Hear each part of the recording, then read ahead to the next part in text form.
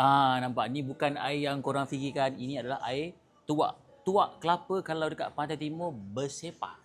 Kalau dekat KL memang susah nak cari kat KL. Macam biasa hari ni kita nak matchakan segala jenis minuman bulan puasa. Ada orang request air tuak matcha. Kita try air tuak dia. By the way, air tuak ni dia punya rasa dia macam air yang manis lah. Dia macam nak cakap? Air manis lah.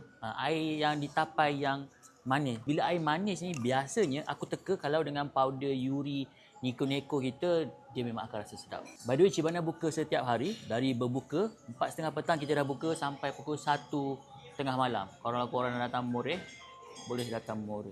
Tuak macam ni kita tak jual tau. Tebu macam pun kita tak jual. Kita just share saja resepi. Nampak tu? Kita gaul. Bismillahirrahmanirrahim.